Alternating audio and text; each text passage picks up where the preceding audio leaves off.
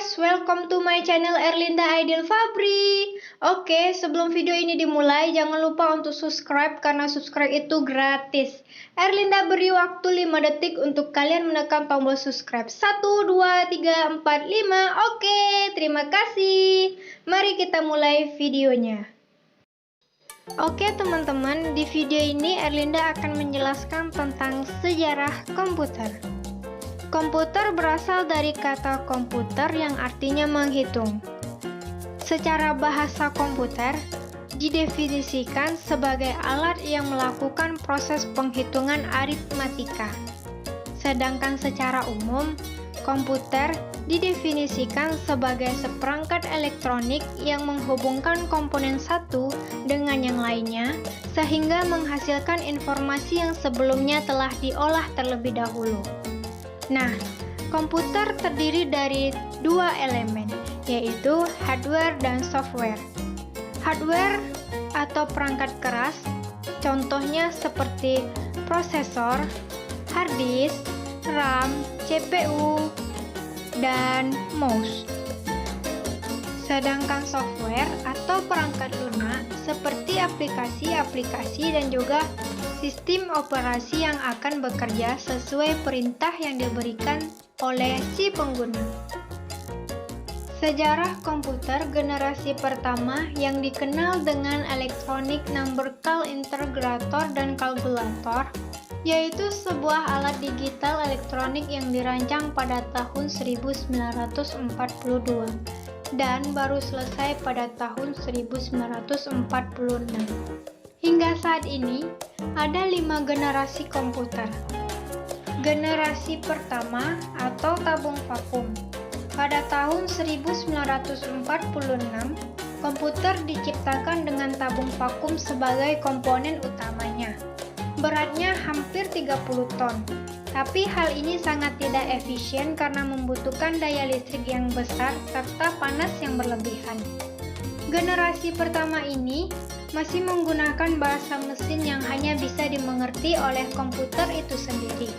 Sedangkan inputnya menggunakan sebuah pita kertas dan card dengan output berupa printer, yang mana pada waktu itu membutuhkan sekitar $1 juta hanya untuk mendapatkannya. Adapun kelemahan generasi pertama atau tabung vakum ialah proses kurang cepat, daya simpannya kecil, suhunya cepat panas sehingga membutuhkan sebuah pendingin, dan ukuran hardware sangat besar sehingga membutuhkan ruang yang sangat luas. Karena generasi pertama memiliki banyak sekali kelemahan, membuat terciptanya generasi kedua, yaitu generasi transistor. Generasi transistor. Generasi tabung vakum mengalami perkembangan, sehingga tergantikan oleh teknologi transistor sebagai komponen utama yang sangat canggih. Mulai digunakan sekitar tahun 1959 hingga 1965. Beberapa kelebihan yang dimiliki adalah ukuran yang lebih kecil, tidak terlalu panas, dan minim tingkat kegagalan. Generasi ini sudah tidak lagi menggunakan bahasa mesin seperti sebelumnya, digantikan dengan bahasa Fortran dan CBOL, sehingga bisa dikatakan bahwa komputer transistor adalah lebih baik dibandingkan tabung vakum. Nah, generasi transistor memiliki ciri-ciri seperti proses operasi lebih cepat, mengembangkan magnetistor sebagai memori utamanya. Orientasi pengguna program tidak hanya pada orientasi bisnis, tetapi juga orientasi teknik. Mampu melakukan proses real-time dan real sharing, dan menggunakan bahasa program tingkat tinggi. Komputer tidak berhenti di generasi kedua. Generasi kedua pun melakukan perkembangan hingga terciptanya generasi ketiga, yaitu generasi IC. Generasi IC. Generasi ini disebut dengan generasi ketiga. Bentuk transistor diperkecil kemudian diletakkan pada IC bersama beberapa resistor dan kapasitor. pertama kali dikembangkan oleh Jack Kilby, yang merupakan seorang insinyur listrik. Kelebihannya adalah lebih cepat dan efisien. Juga merupakan komputer yang pertama kali menggunakan monitor dan keyboard. Mengalami kemajuan dibandingkan sebelumnya yang menggunakan kertas. Karena dibanderol dengan harga yang cukup murah, sehingga pada masa itu orang-orang mampu membelinya.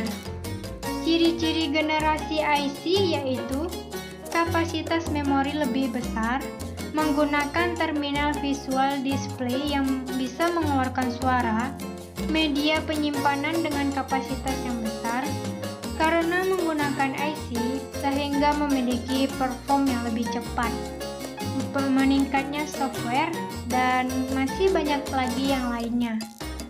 Berlanjut ke generasi keempat, yaitu generasi mikroprosesor.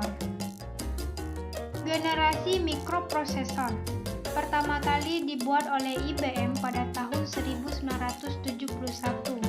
Kemudian di tahun 1984, perusahaan Apple merilis Macintosh. Sejarah komputer dan perkembangannya selanjutnya memasuki masa mikroprosesor, yang mana masih digunakan oleh beberapa masyarakat Indonesia hingga saat ini. Bersamaan dengan generasi mikroprosesor ini, lahirlah internet. Tampilan monitornya masih menggunakan satu warna atau ground color. Selain itu, dikembangkan sebuah chip sebagai memori komputer. Seiring berkembangnya waktu, para pakar mencoba untuk melengkapi apa yang belum ada, yaitu PC compatible. Oleh karena itu, pada generasi ini istilah PC mulai muncul. Perangkat mulai dikembangkan untuk perorangan dan mulai dibawa kemana-mana, yaitu laptop.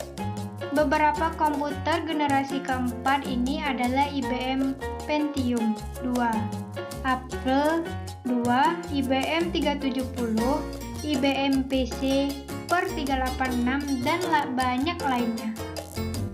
Generasi AL.